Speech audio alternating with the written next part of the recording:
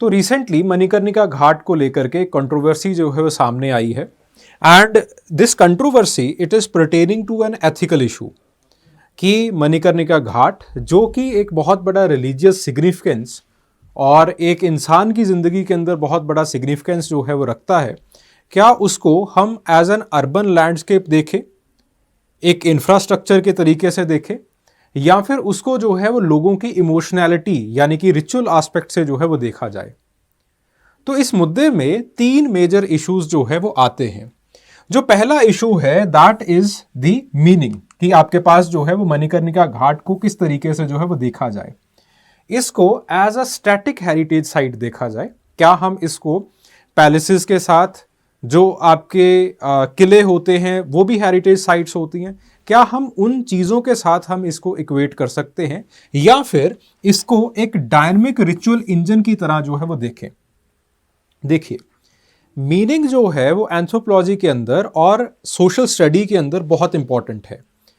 हम किसी भी एक प्लेस का अगर मीनिंग चेंज कर दें, उसकी डेफिनेशन चेंज कर दें, उसकी कैटेगरी को चेंज कर दें, तो ये हमारे लिए बिल्कुल डिफरेंट एक्सपीरियंशियल एस्पेक्ट जो है वो प्रोड्यूस करना शुरू कर देता है। जैसे फॉर एग्जांपल लेट्स से हम अगर मंदिर के बारे में बात करते हैं और मंदिर को जो है वो हम उसको एक मीनिंग देते हैं that it's a dynamic ritual engine. तो जब हम मंदिर को कहेंगे that this particular place it is a dynamic ritual engine, तो इसका मतलब क्या होगा कि सरकार का उसके अंदर हस्तक्षेप जो है वो बहुत कम हो सकता है। उसकी अथॉरिटी जो है वो लोगों के पास है, उसकी अथॉरिटी जो है वो एक रिलीजियस जो कमेटीज हैं उनके पास जो है वो चली जाएगी। वो अपने हिसाब से, अपने कल्चर के हिसाब से, अपनी एथनिसिटी के हिसाब से, अपने मीनिंग्स के हिसाब से, अपने एक्सपीरियंस के हिसाब से उसका ब्यूटिफिकेशन जो है वो कर सकते हैं। तो यहाँ पे जो एक ऑटोनॉमी है, जो एक गवर्नेंस की ऑटोनॉमी है, वो ज़्यादातर उन नेटिव लोगों के पास या फिर उस समुदाय के पास जो है वो चली जाती है।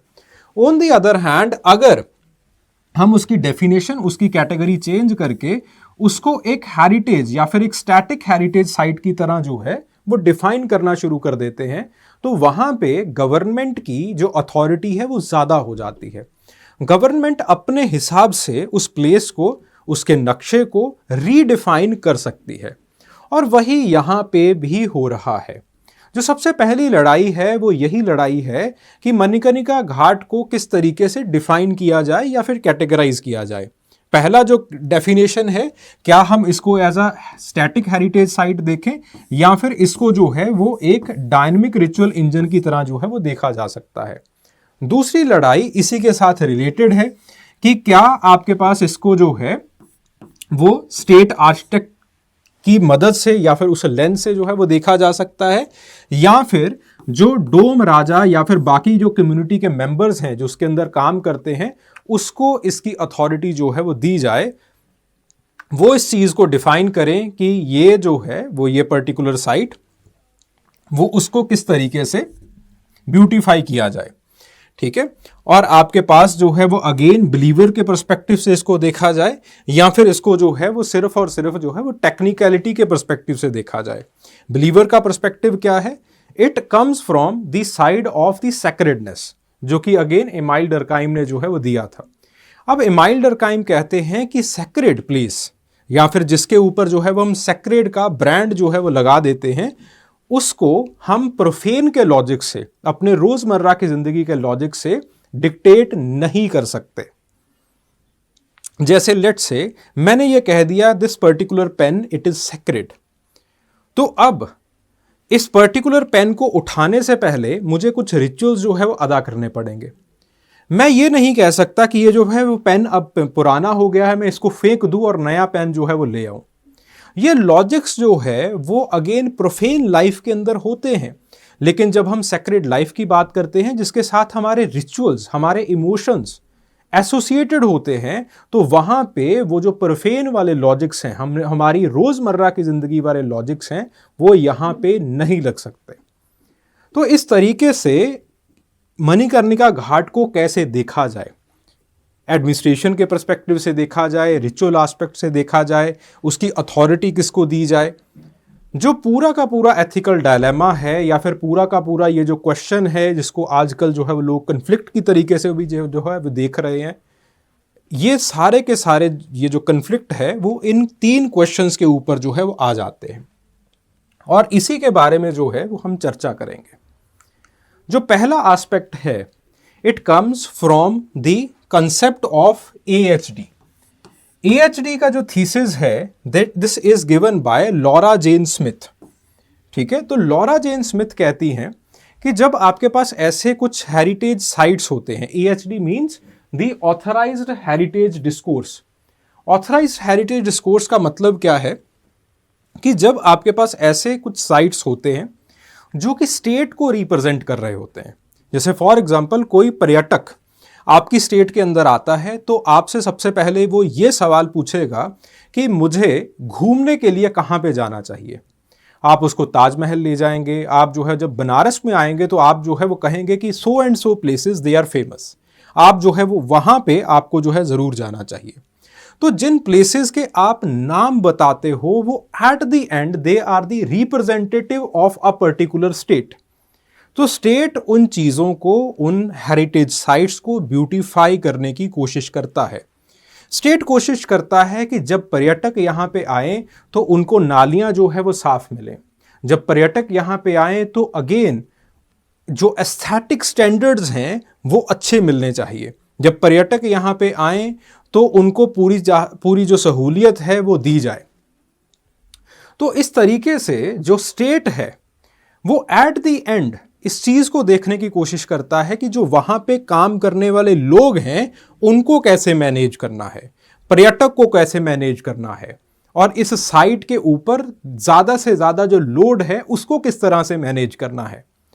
तो from the perspective of administration जो स्टेट है वो एक बहुत ही स्टैटिक व्यू लेता है और इस चीज को, इस घाट को एज अ अर्बन इंफ्रास्ट्रक्चर जो है वो कैटेगराइज करता है, डिफाइन करता है, और इस तरीके से उस साइट की मैपिंग, उसका डॉक्यूमेंटेशन और इवेंचुअली उसके स्टोन्स, एंटीक्विटी, ड्रेनेज, उसको बेहतर कैसे किया जाए इस चीज के बारे में जो है वो सोचना शुरू कर देता है। And this is the engineers और the architects perspective. On the other hand, अब लोगों के दिमाग में क्या चल रहा है, लोग जो है वो ये इस मैनेजरियल व्यू को जो है वो नहीं मानते। लोग on the other hand sacred view को जो है वो मानते हैं। लोगों का पर्सपेक्टिव ये होता है that this particular infrastructure it is not the urban infrastructure, rather it is the sacred infrastructure. Very very very important. Sacred infrastructure का मतलब क्या है कि यहां पे हमारे जो लोग हैं वो आते हैं और यहां पे जो है वो अगेन जो बहुत ही प्योरिटी वाली या फिर जो सेक्रेड सेरेमनीज हैं वो की जाती हैं।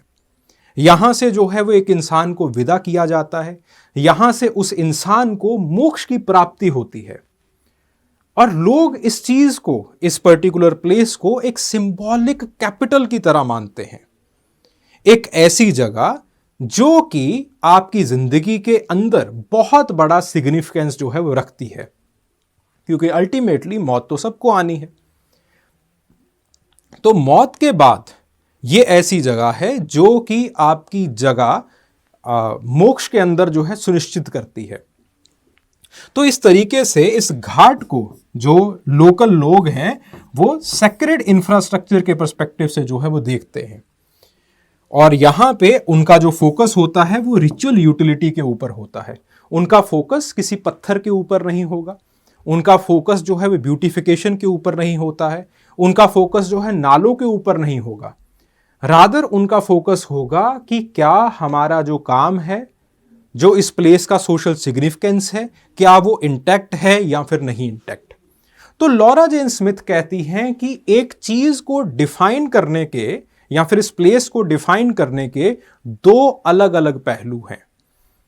क्योंकि दो अलग अलग पर्सपेक्टिव्स हैं, इसीलिए आपके पास यहां पे प्रॉब्लम्स जो है वो आती है।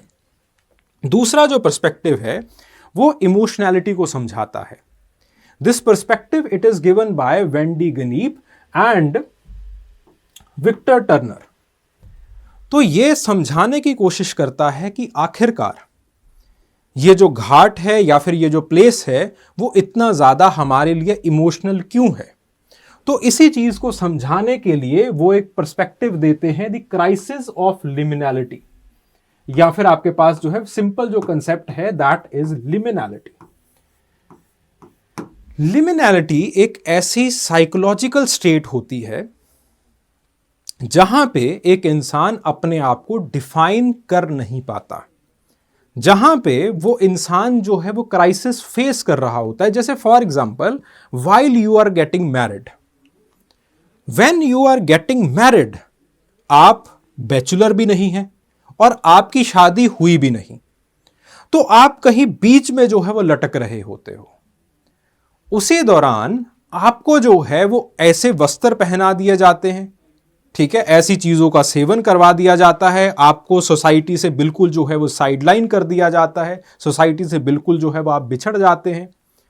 आपके दिमाग के अंदर बहुत ज्यादा कन्फ्लिक्ट चल रहा होता है, बहुत ज्यादा कंफ्यूजन चल रहा होता है, क्या मैं सही कर रहा हूं, इसके बाद क्या होगा, जिंदगी किस तरीके से बदल जाएगी, etcetera etcetera etcetera etcetera.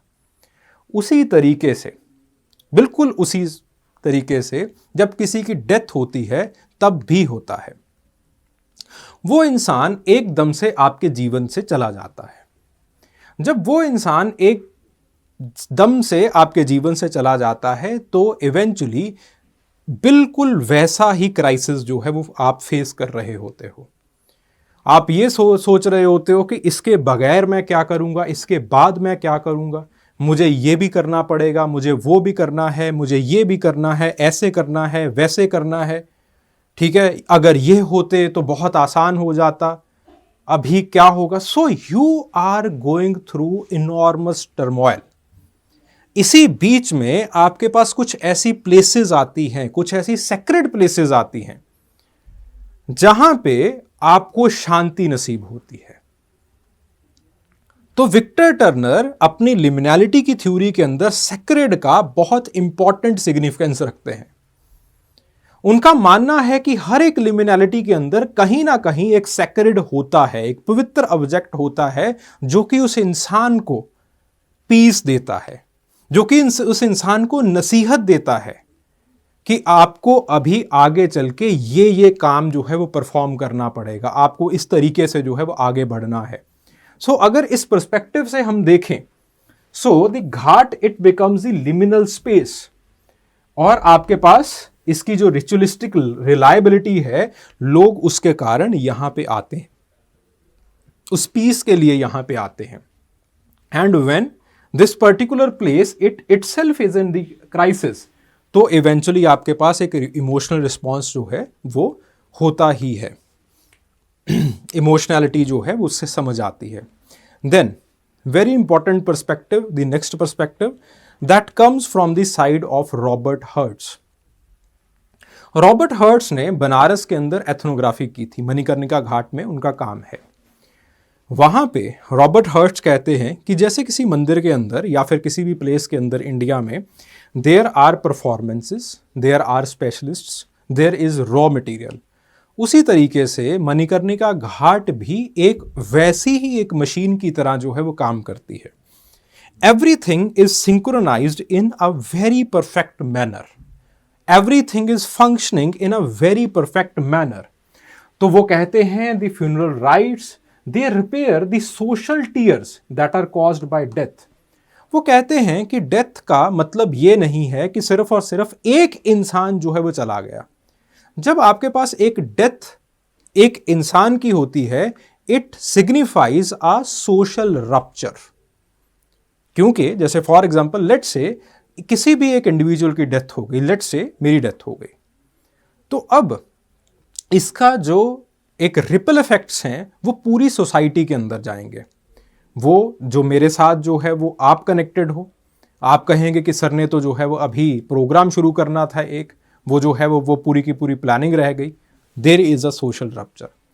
Institution जो है वो कहेगा कि यहाँ पे एक इंसान आता था, वो जो है वो जा चुका है।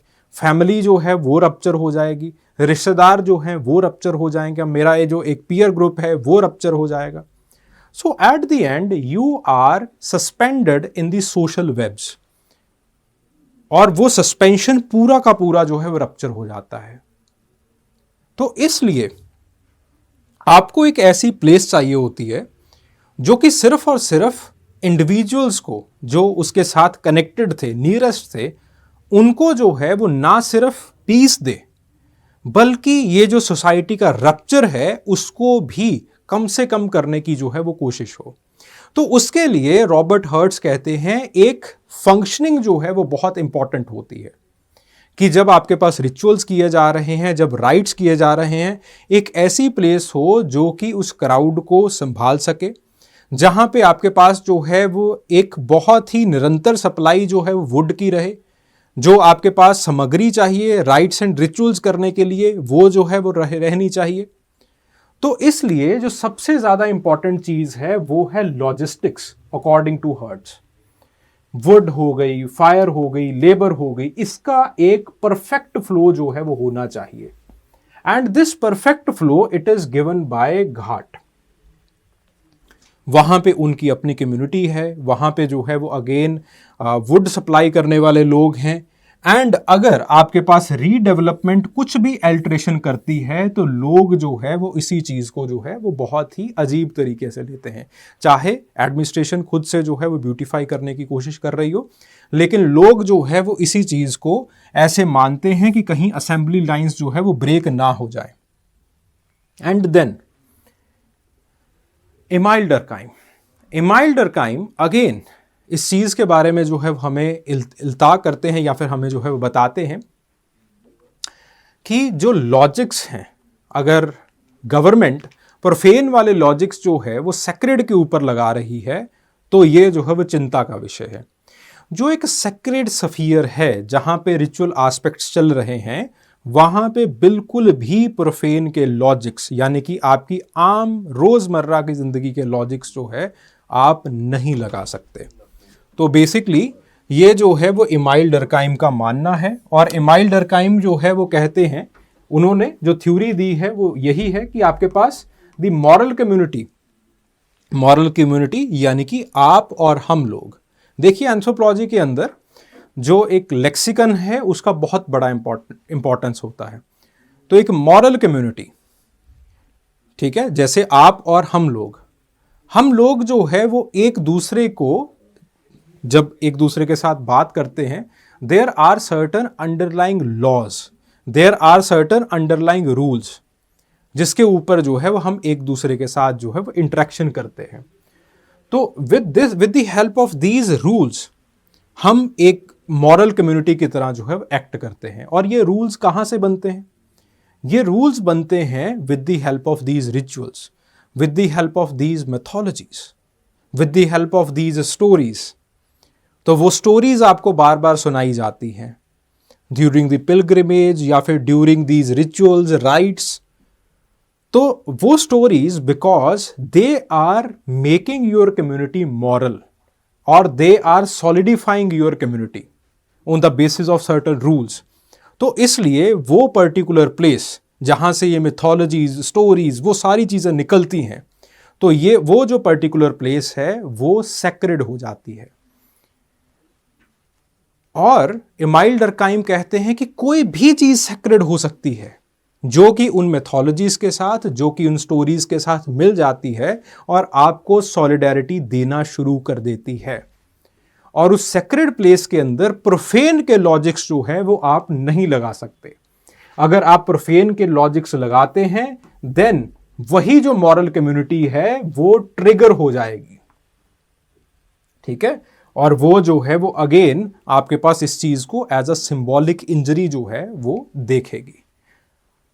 और वही चीज जो है वो हम अभी देख भी रहे हैं, जिस तरीके से हम एक इमोशनल आउटबर्स्ट जो है वो हमने सोशल मीडिया के अंदर देखा, ठीक है। So these are the anthropological perspectives जिसके थ्रू जो है वो आप इस कन्फ्लिक्ट को या फिर जो रिसेंटली ये जो कंट्रोवर्सी हुई है उसको जो है वो आप देख सकते हैं। Thank you.